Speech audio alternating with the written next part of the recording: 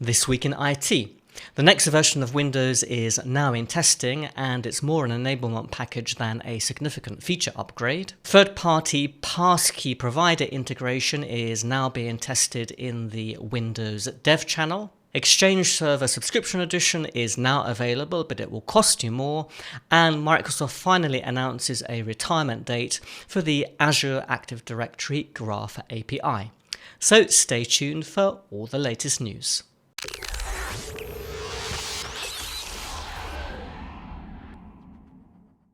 Welcome to This Week in IT, the show where I talk about everything connected to Azure, Windows, and Microsoft 365. This week, Microsoft revealed that it is now testing what is going to be Windows 11 25 H2 in the Windows Insider program. And guess what? This is going to be basically a small set of features that are enabled. So essentially, the base of the operating system isn't going to change from 24 H2, which is what in the stable channel right now. So that's going to form the basis of 25H2. So if you have any compatibility issues with that version of Windows 11, that's not likely to change with the next version, which is due to be released in fall this year. And any new features that come are just going to be enabled. So basically, it's just a switch that Microsoft flips and says, okay, now you can enable that code in the operating system and run it in your device.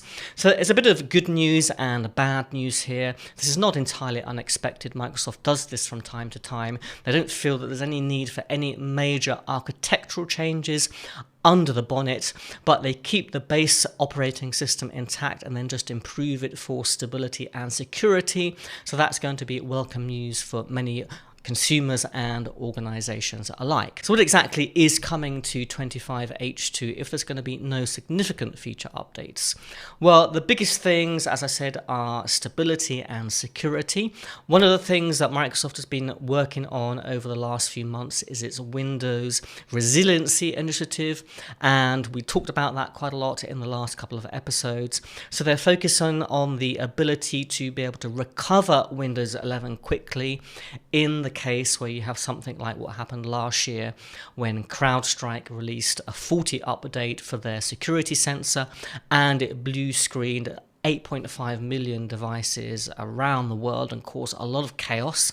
So Microsoft is trying to focus on situations like that. First of all, to try and prevent them from happening again. And I'll talk a little bit about that in a second. And if they do happen, sometimes things are just unpredictable. You can't predict every single problem. To give organizations a way to be able to connect to those machines, have Microsoft basically push out any remediation that's required without somebody physically needing to visit the device, and to try and get those devices out of recovery mode and get them booted back to the desktop. So Microsoft has announced the Quick Machine Recovery tool, which is going to be something enabled for 25H2. I think they're going to backport that to 24H2 devices as well. So again, it's just a thing it's just a switch that gets flipped. It's not something that relies on 25H2 necessarily for any kind of compatibility. It's just a feature that Microsoft is going to enable across supported versions of Windows 11 over the next 6 months or so. And I think we're expecting to see that come actually by the end of August. Microsoft is also focusing on fixing issues that we know have been a problem in 24H2. This has been a bit of a rocky road. There have been lots of things that have blocked hardware from receiving this update. I think there are still a couple of blockers out there, even though 24H2 is now generally available for organizations to install. It hasn't been a smooth path to that point.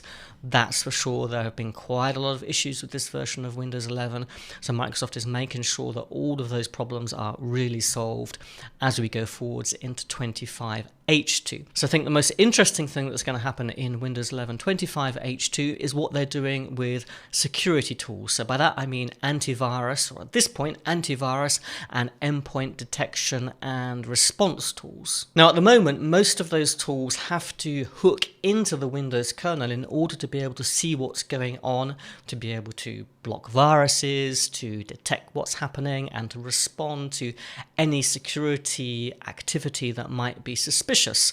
Now that is one of the problems with software like CrowdStrike, and not just CrowdStrike, most security tools work in the same way, that they get deep level access to the Windows kernel in order to do what it is they need to do in order to be able to see what's going on. Now, the problem with that is when you give that kind of very deep access to the kernel, if you roll out a security update to your tool and it's not properly tested and there's an issue, with that connection into the Windows kernel, you can cause the operating system to essentially blue screen and get stuck in recovery mode, which is exactly what happened with CrowdStrike Sensor last year. So what Microsoft is saying is that they want to change the way that Windows works and provide an API for those security tools that will allow them to see what's happening inside the kernel, but without actually giving them direct access to the kernel itself, and to run those tools in what is called user mode, essentially. So Windows software, drivers, anything really can run either in user mode or kernel mode, and the less that runs in kernel mode, the better. So Microsoft is working on an API, and they're working with all these big players in the security field, CrowdStrike, Bitdefender, all those big companies, and many of them, and asking them for feedback, and they've received a lot of support from these companies. They're quite keen to solve this issue as well, because this wasn't good for CrowdStrike's reputation either. So Microsoft has said that they're going to put this into private preview during the month of July, and over the next few months they're going to get feedback from these big security vendors and hopefully get this ready by the release of 25H2 in full, so that these products can then start operating in user mode and make Windows much more secure and safe for everybody. I think this work is really important. It's critical that Microsoft does this. I'm really happy to see this happening. It's a shame that it took something like the CrowdStrike incident to really get this work pushed forwards and actually into a stable version of Windows. But I think it's critical. I think it's critical also for Windows on ARM. I know that a lot of the big security players are now supporting Windows on ARM, but not necessarily the whole feature set. So I think the less work that those security vendors need to do to get their products working, and a good quality API that works across all different versions of Windows, is surely going to help organizations adopt Windows on ARM and get that CPU architecture more widespread, so that Microsoft doesn't have to offer necessarily an Intel version many years down the road.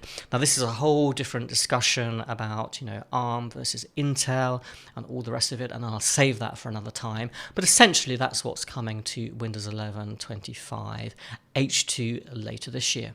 Before I go into the next story, I've got a quick favour to ask you. About 52% of the people who watched last week's video weren't subscribed to the channel. Now, as we go live today, we're on about 12,788 subscribers. I'd love to push that up to 12,850 this week. So if you'd like to see these weekly news roundups from Petri.com, please subscribe to the channel, and don't forget to hit the bell notification to make sure that you don't miss out on the latest uploads. At Ignite last year, Microsoft promised they were going to deliver free things to try and make passwordless security more of a reality. You probably know that Microsoft want to get rid of passwords. They want us all to be using passkeys instead. And at Ignite, Microsoft said that they were going to deliver a plugin model for third-party passkey providers, enhanced native UX for passkeys, and the Microsoft synced passkey provider. Now, Microsoft announced this week that they've been working with 1Password and other vendors, but initially support is coming for this particular password manager to allow you to essentially create passkeys using 1Password and then have them synchronized to Windows through a new API that Microsoft has been developing, and use those passkeys to log into websites and services on your Windows device. Now, why do this, you might ask? Well, Part of the reason is, you can use Microsoft Authenticator to create passkeys. In fact, that's going to be the default method in Authenticator going forwards. But not everybody wants to use Microsoft to create their passkeys. Not everybody trusts Microsoft to do that. So the idea is that you'll be able to choose any password manager. It might be Bitwarden, it might be 1Password, initially at least, and you can use the passkeys that you created in that application, maybe on your mobile device on Windows. So again, hopefully this is something that we will see come into Windows 11 25 H2 and give people a much wider set of options about who they use as their passkey provider. Let me know what you think about the way Microsoft is dealing with passkeys in Windows. Do you think they're moving fast enough with this? Do you see your organization being able to get rid of passwords and go passwordless anytime soon? I'd love to know what you think in the comments below. Microsoft has finally announced when they're shutting down the Azure Active Directory Graph API. It's going to be done in early September. Now, there's been plenty of warning about this. We've talked about it on the channel. We have a good article on Petri that I'll link to in the show notes for the video about how to migrate essentially from the Azure AD Graph API to the Microsoft Entra, or the Microsoft Graph API as it's called. Been plenty of warning about this. Microsoft has been doing outage testing, so you may have already been affected by this if you're still using those old PowerShell commandlets, for instance, or you have applications that rely on the Azure AD Graph API. All of this is a bit of a mess, in my opinion, as usual, but you have been warned. There is now an exact cut-off time. It's going to be early September. I don't believe they said an actual day in early September, but now you know exactly when you need to get all of this work done by. So Microsoft has released some reporting in the Microsoft Entra Admin Center where you'll be able to see warnings about any applications that are still using the Azure AD Graph API. So you can go and check that out to make sure you don't have any instances of applications or scripts that might suddenly start to fail after the beginning of September this year. If you're still using Exchange Server on premises, this week was an important week because Microsoft finally announced availability of Exchange Server Subscription Edition. So this is the latest on-premises version of Exchange Server. They're getting rid of numbers, so there's no year involved anymore, but probably the clue is in the name of this product. You now have to pay a subscription to this. You can't just buy a license and use it for X number of years. You have to subscribe to this, and essentially they are also increasing the price. So they're not increasing the price for Exchange Online, that remains the same, but if you have to use Exchange Server on premises for whatever reason, the price is going to go up when you change to this version of Exchange Server. Now they're making this easy to upgrade to this new version, I think from Exchange Server 2019, and is there an Exchange Server 2022? I think there is. So for these later versions, so hopefully upgrading shouldn't be too much of a problem. I don't think there's any major feature updates coming with this. The main thing is the name change, of course, and the licensing model is changing completely, but they're hoping, of course, to dissuade you from using Exchange Server on premises. And I suppose because that's quite an expensive thing for them to maintain, you could argue, and I know you're probably going to hate me in the comments, that it's fair to charge a little bit more now for the on-premises version of Exchange compared to the cloud version Exchange Online. Microsoft is clearly, for many years wanting to get you off of the on-premises versions of their servers. The Skype for Business server is also growing subscription only. So if you're still on that and you still need to continue using it, that's also going to follow the same subscription licensing model. So there are some big changes there happening. Of course, we already have SharePoint subscription edition, which is the on-premises version of SharePoint Online.